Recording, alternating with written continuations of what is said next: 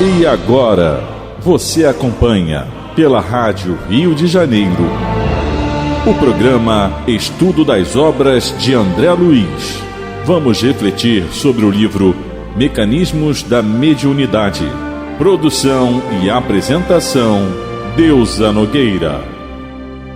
Queridos amigos ouvintes da Rádio Rio de Janeiro, estamos nós nesse capítulo muito bom da obra Mecanismos da Mediunidade, que é o capítulo 21, intitulado Desdobramento. Como já falamos, esse livro essa obra veio através da mediunidade de Francisco Cândido Xavier e Valdo Vieira. Estamos agora no último subtema desse capítulo, intitulado Desdobramento e Mediunidade. A gente conversou um pouco nos capítulos anteriores sobre questões que a gente poderia chamar de questões anímicas, né? Quer dizer, que é isso? A própria alma realizando, a própria alma se estabelecendo. E agora a gente vai ver essa questão mediúnica, desdobramento e mediunidade. E ele fala assim: as ocorrências referidas vigem na conjugação de ondas mentais, porque apenas excepcionalmente consegue a criatura encarnada desvencilhar-se de todas as amarras naturais a que se prende, adstritas às conveniências e necessidade de redenção ou evolução que lhe dizem respeito. E aqui a realidade, né? A gente vai estudando, a gente está no esforço, meus amigos, mas o esforço não quer dizer, ele não diz da consecução. A gente está no esforço, mas esse esforço é contínuo. E quando ele fala, né, essa conjugação de ondas mentais, que só excepcionalmente a gente consegue se desvencilhar das amarras naturais a que se prende, é por quê? Porque nós estamos em tratamento moral e temos as nossas recaídas. E aí é nas recaídas que a gente se vê, né, presa dessas amarras. E aí isso aí tá ligado, né, nossas conveniências, necessidade de redenção, tudo isso, gente. Porque há um ditado que fala assim: quem dá esquece, mas quem apanha não. Então muitas pessoas sofreram muito em função dos nossos desmandos, das nossas incompreensões, das nossas intolerâncias. Muita gente sofreu.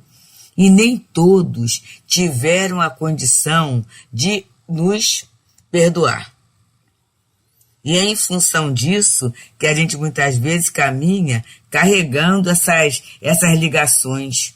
E aí vem o pensamento de desistência, vem aquele pensamento assim: será que está adiantando? Será que eu estou aproveitando? Eu não consigo. Eu não consigo. Isso não é para mim. Sabe de uma coisa? E aí, se sabe de uma coisa, muitas vezes vem pensamento de desistência. Por quê? Porque o nosso campo mental ainda não tem a estabilidade que nós sonhávamos.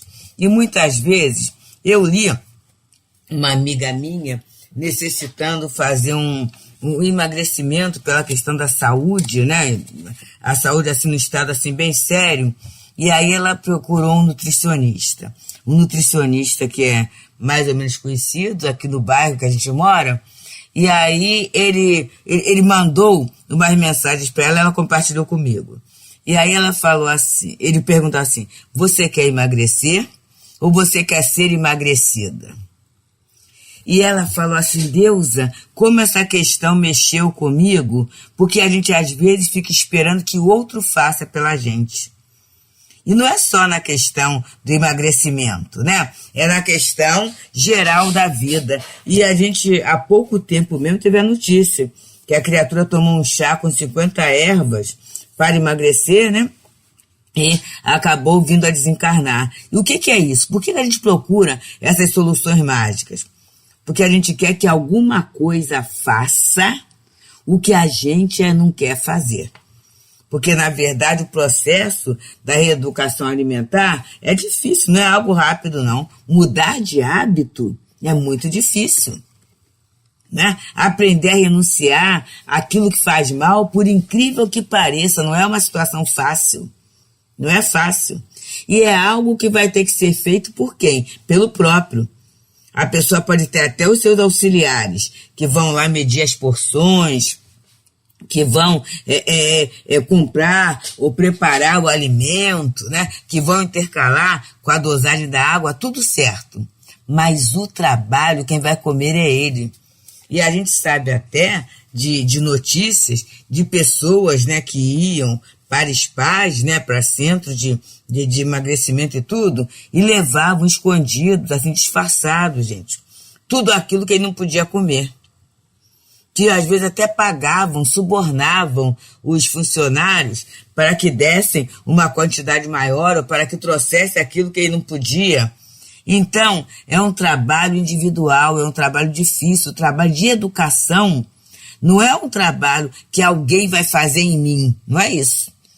As pessoas podem me oferecer as ferramentas, assim como no processo de emagrecimento, alguém pode comprar, pode preparar, pode dividir as porções, tudo isso. Mas quem vai ter que ingerir sou eu. Quem vai ter que educar o paladar, quem vai ter que educar a questão da quantidade, sou eu que vou ter que fazer. Ninguém vai fazer isso por mim.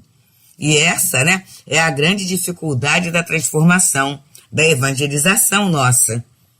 Com certeza, Jesus ofereceu todo o material e oferece sempre. A doutrina espírita, como consolador prometido, vem nos dando esse manancial de recursos. Mas quem tem que assimilar e administrar sou eu. E aí eu tenho aquelas amarras naturais, que são naturais em mim, em termos de quê? De hábitos, de viciações. Tudo isso ainda está vibrando em mim.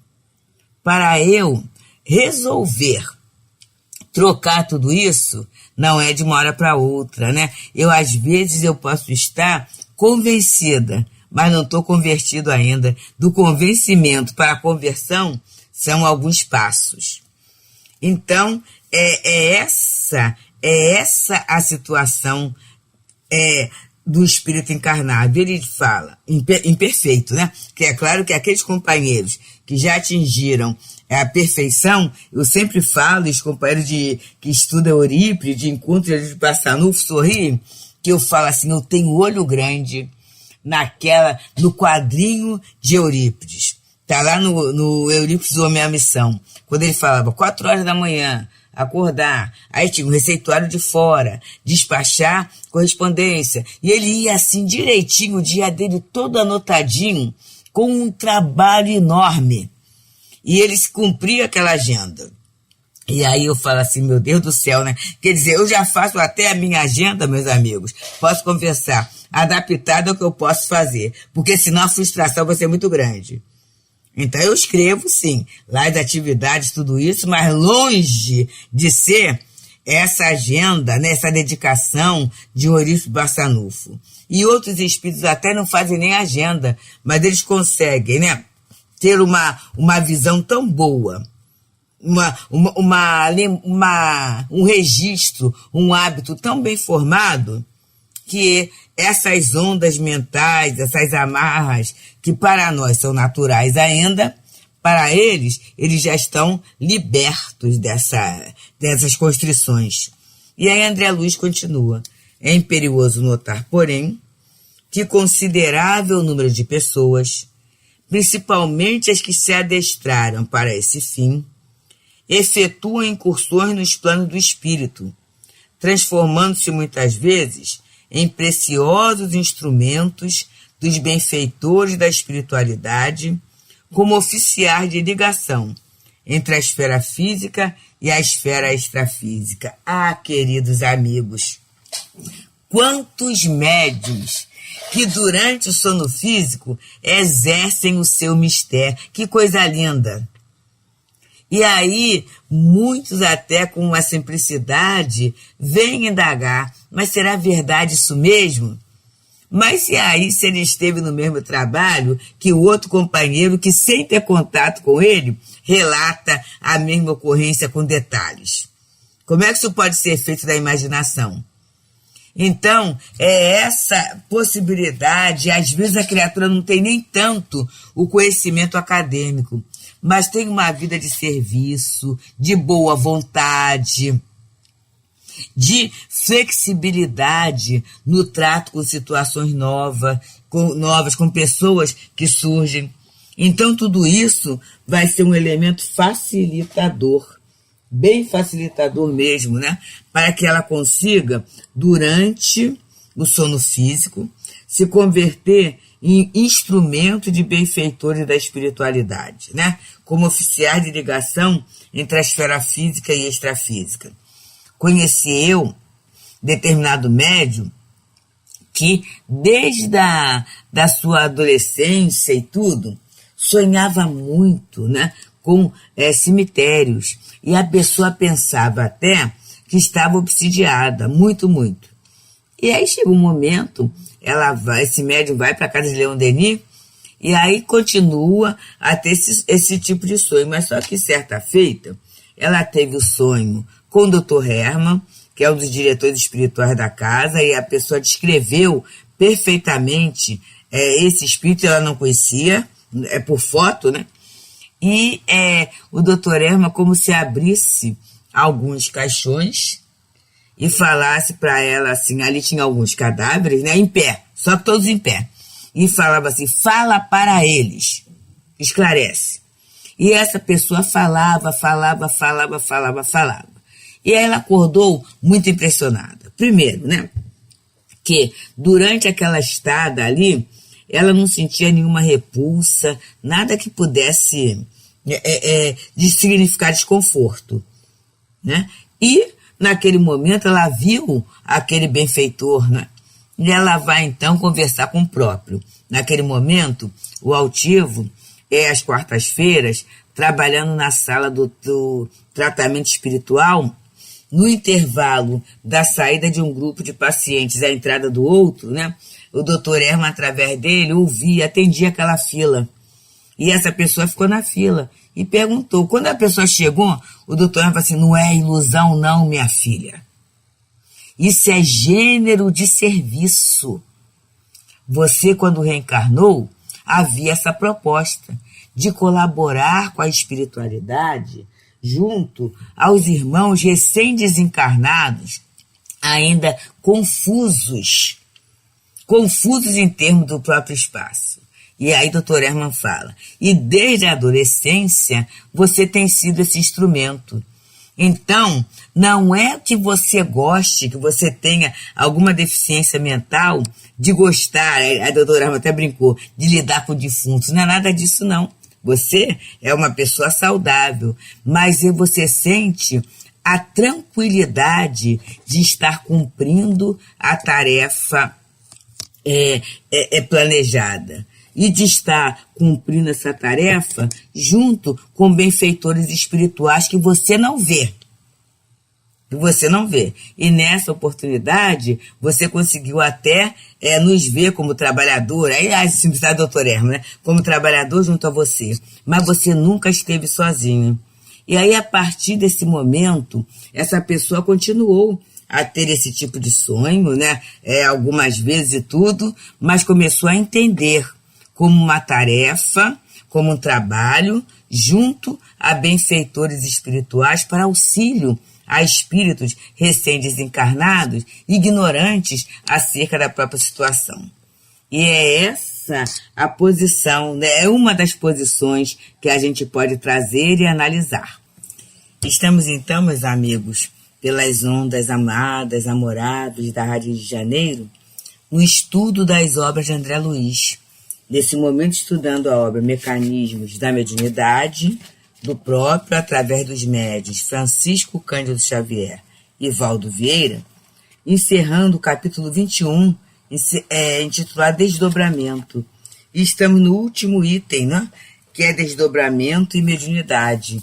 E vínhamos falando daqueles companheiros médiuns que se transformam em instrumento dos benfeitores da espiritualidade, né? Como oficiais de ligação entre a esfera física e a esfera extrafísica. E assim a gente vê muitos encarnados aparecendo, dando conselhos, dando sugestões, né? Fortalecendo o ânimo. E aí a pessoa fala assim, engraçado, eu sonhei, mas não era um guia, não. Era fulano, era como se fosse fulano. E aí tem duas situações, né?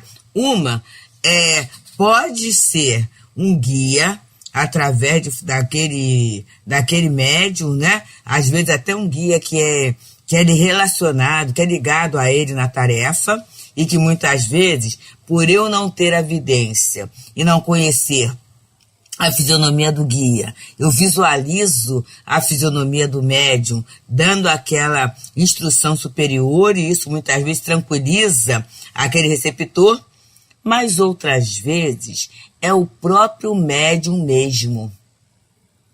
É esse mesmo médium, né? É essa mesma pessoa encarnada que tem a experiência, que tem a evolução, e ela pode aconselhar, ela pode levar, né, a uma situação de equilíbrio, a uma situação de ajuda, porque são almas afetas ao bem. E a gente encontra essas pessoas em todos os locais, em todas as condições. Eu estou me lembrando agora de uma situação que houve, de uma enchente aqui no Rio de Janeiro, em que alguém que fazia parte da população de rua, porque ninguém mora na rua, né? A pessoa que vivia ali na rua, ele conseguiu salvar várias pessoas. Ele conseguiu ajudar várias pessoas. E teve um até que nesse processo de salvamento acabou até desencarnando. Então são almas ligadas ao bem, né? Que tem esse prazer de servir, que desenvolveu esse prazer de servir, que não tem essas amarras da conveniência. Então, se a criatura durante seu estado de vigília, ela mantém, né, esse padrão, quando ela dorme, ela continua mantendo o padrão. Ela continua mantendo essa estrutura. E aí ela vai, né, já que é um padrão alto, está dentro da lei de amor, ela vai conseguir essa sintonia com esses benfeitores espirituais. E André Luiz continua nos falando. Entre os médiuns dessa categoria, surpreenderemos todos os grandes místicos da fé, portadores de valiosas observações e revelações para quantos se decidam marchar ao encontro da verdade do bem. E aí na história, né, dos santos, eu sempre recomendo a leitura daquele livro Mediunidade dos Santos, né? É muito bom, do Clóvis Tavares. Ele traz o motivo por que os santos foram canonizados. É porque eram médiuns. A gente vê Teresa d'Ávila, Francisco de Assis, os santos em geral, né? Todos eles, é interessante, têm durante o sono físico uma grande atividade. Ele fala aqui, né? Tem observações, tem revelações, né? Chegam perto das pessoas que querem marchar ao encontro da verdade e do bem, auxiliam, através da inspiração, através da intuição, e muitas vezes até alguns deles com uma possibilidade, né, de desdobramento tão grande e com uma elevação tão grande a ponto de promoverem fenômenos de se tornarem visíveis, materializados. A gente vê o desdobramento, é muito falado, de Antônio de Pádua, né, que vai defender o seu pai. A gente vê o de Afonso de Liguori. Então são espíritos, né, que têm essa, como ele fala aqui, ó, eles não dão aquela grande, eles conseguem se desprender porque eles se desinteressam tanto daquelas questões da vida material que muitas vezes fazem parte ainda do nosso campo de interesse. Para eles, não é que despreze porque por vaidade, não. É porque eles já passaram daquela faixa de aprendizado. eles já cumpriram aquela faixa de aprendizado. Então, é como se tivesse esgotado, é como a cartilha, né, para aquele aluno que já está alfabetizado. Então, aqueles primeiros exercícios, aquelas primeiras experiências, elas são inválidas, elas não têm mais interesse. Ele vai querer o quê? Os outros interesses desafiadores, em que ele vai aprender mais, né? Em que ele vai prestar mais atenção. Então, aquilo vai chamar sua atenção. As primeiras experiências, não. E aí a gente vai vendo que esse trabalho, mas desinteressa, me perdoe o parênteses. Por quê? Porque eles aproveitaram. Hoje, é o programa gravado, nós estávamos numa reunião e a pessoa falou assim, Deus repete muito sobre aproveitar a reencarnação. Eu sei que eu repito mesmo, gente, mas é porque eu tenho certeza que a gente, muitas vezes, passa pela experiência. Ou, aliás, a experiência passa pela gente, mas a gente não passa pela experiência. E aí a gente acaba com comportamentos recorrentes, com palavras recorrentes, a gente fica muito perdidinho na nossa vida. Muito perdidinho na nossa vida. Então a gente precisa, né, ter esse estado de atenção, porque eu só aproveito aquilo que eu identifico. Quando eu não identifico, eu não aproveito. Então, quantas vezes eu me torno vítima, eu me vitimizo, porque eu acho que aquela dor está demais, tudo isso. Na hora que eu me vitimizo, eu estou dizendo que é uma injustiça da lei diante da minha vida. E aí eu não aproveito. Mas na hora que eu começo a pensar assim, mas meu Deus, por quê, não é? Para que isso está acontecendo justamente agora? O que essa experiência dolorosa vem cortar, vem podar em mim? Então eu começo a ter um outro ponto de vista, que é o ponto de vista de me entender como espírito. E aí quando eu começo a me entender como espírito, meus amigos, o aproveitamento é limpo e lindo, muito lindo. E o André Luiz termina esse texto sobre desdobramento e mediunidade falando assim, cumpre destacar, entretanto, a importância do estudo para quantos se vejam chamados a semelhante gênero de serviço. Quer dizer, é aquele médium que durante o sono físico ele é instrumento de benfeitores. Por que é que ele tem que estudar? Porque a mediunidade é neutra. Então ele tem a possibilidade.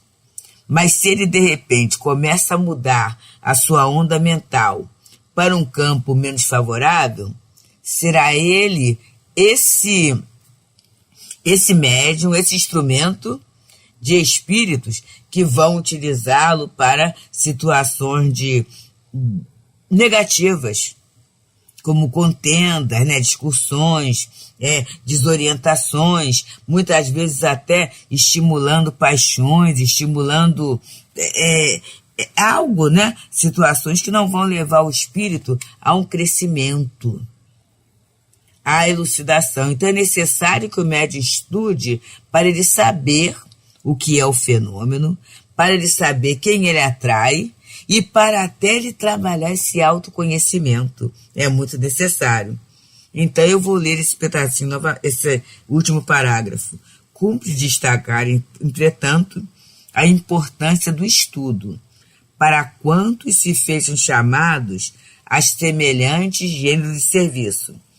Porque, segundo a lei do campo mental, cada espírito somente logrará chegar do ponto de vista da compreensão necessária até onde se lhe paire o discernimento. Eu vou ler de novo. Então, é necessário do estudo. Por quê?